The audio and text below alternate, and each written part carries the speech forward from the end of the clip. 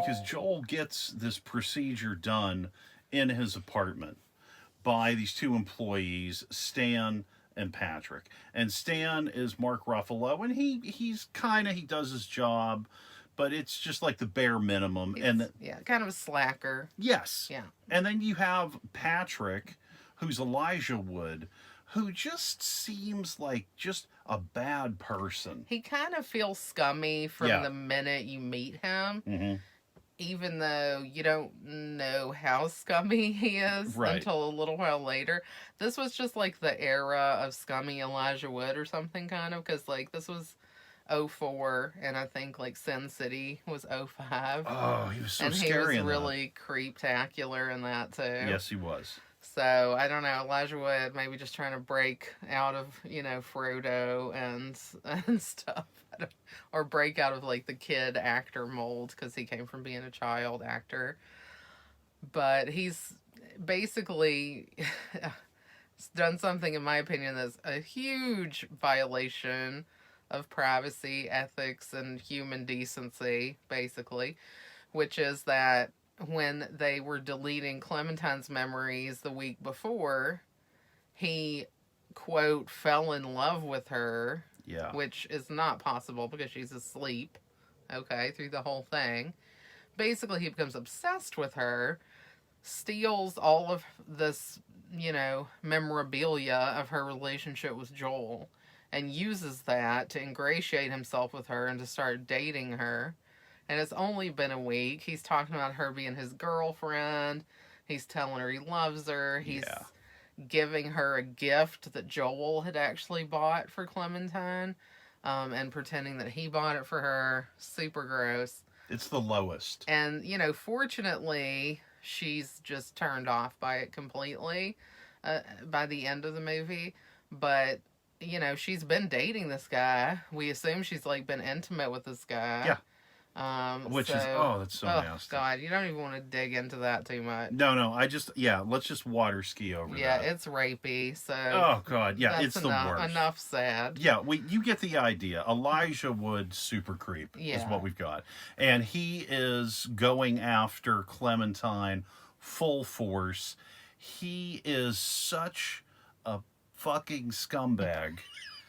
Yes, I said it. Well, you're right. He's vile. That he is actually talking to Clementine on the phone in Joel's apartment when he is getting this procedure done. Yeah, he's deleting Joel's memories and talking to Clementine. Yeah. And he actually leaves the procedure on Joel to go over to see Clementine. Yeah. And then also, so then you have Stan, who's kind of a slacker and kind of maybe just a regular guy who's kind of like, but kind of knows how to do the job. Mm-hmm.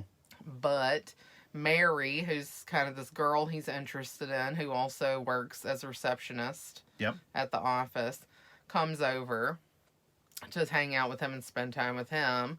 And, they're just getting high, eating food. Yeah, they're laying in the bed next to him, dancing on the bed while Joel is sleeping and having his memory deleted. Yeah. And then they have sex in the room while Joel is there. And then, of course, Stan realizes that while, he's been doing anything but what he's supposed to be doing, Joel's kind of mental deletion process has gone off track. Mm-hmm. And this is because Joel is fighting back against the procedure so hard. And what they've decided to do, Joel and the inside his head Clementine, is try to hide her by going into these different areas where she shouldn't be. Yeah. And one of the touching things about that to me was that when Dream or mental Clementine came up with that idea, because she's the one who suggested it to Joel in his mind, he said, I can't remember anything without you. And that just reminded me of, something that we've talked about. And it's when you're so kind of, intertwined with someone. Yeah. And you've been with somebody for a long time, and you just have, such a connection to them that sometimes it is hard to remember anything before you were with that person. Yeah. You'll say to me, sometimes. Oh, remember when this happened? And it's something that happened in high school or Yeah, something. I do that. And I think about you the same way. Like, I'll remember, things that happened to me and not realize that, I didn't even know you then. And it's just weird.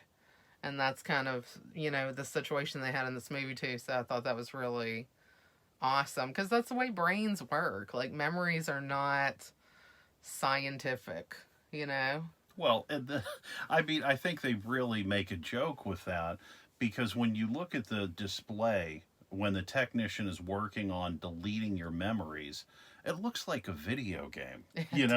It's just like you're zapping these dots. Yeah, I mean, it's like it's like old, I don't know, old, like 80s graphics on the computers. Like Space Invaders. Yeah. Yeah, it's up there with that. Or like that. I used to have this video game. I had a CD-ROM that was like 99 games in one. Oh, I love those. I did too. It was awesome. Yeah. I mean, they would crash like 90% of the time, but when you could actually play one of them, it was super awesome. I played through the entirety of like this Crystal Caverns. Oh, that's a fun game. Little game. Mm-hmm. But one of the things on there was like this surgery game where you would like do surgery. Oh, yeah. And it was very limited. Like, basically, you just have to do, like, an ultrasound of the person's stomach, and you can see if they have a kidney stone, or, if you needed to operate or whatever. So, it was funny, though, because you would start cutting, into this person, and you could, well, if you were a horrible person like I was, you could just start cutting them without anesthetizing, or they would just scream, and it was hilarious, and the game would be over. High five. I did the same thing. It was just hilarious. I did the same thing. You had and then to. you would hear them scream like, "No!" They'd be like, oh man, it was so funny though. But my game would always crash anyway before I could even get through the procedure. Like, I would be able to cut, and then when I put the spreader into open, then the game would just crash. So I never could get past that point. So a lot of times, if I got to the point where I had the person and they had to have surgery, I would just start cutting and like make the scream and then let it be over. It was funny. It was totally funny, and I never wanted to go through all the steps of doing the proper examination or surgery. I was like, let's just do this guy. Just give him the antibiotics and let him. Like, we would be great doctors, like these Lacuna people. Would be right on track with that. Well, that's something that I'll say that surprised me. Okay, is the system never crashed.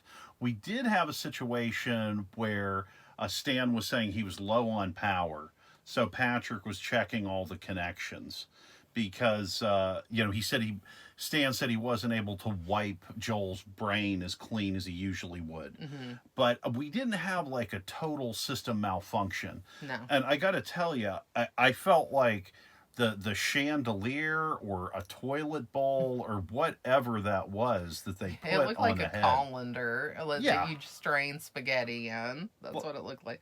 It probably was that. Well, it's like a Marlon Brando thing. Like when he was in Island of Dr. Moreau, he just picked up a story I heard is he picked up like a salad bowl and he just put it on his head. He goes, "Let's shoot." You know what I mean? That sounds like Marlon Brando. Yeah, and that's the kind of fun that we have here. And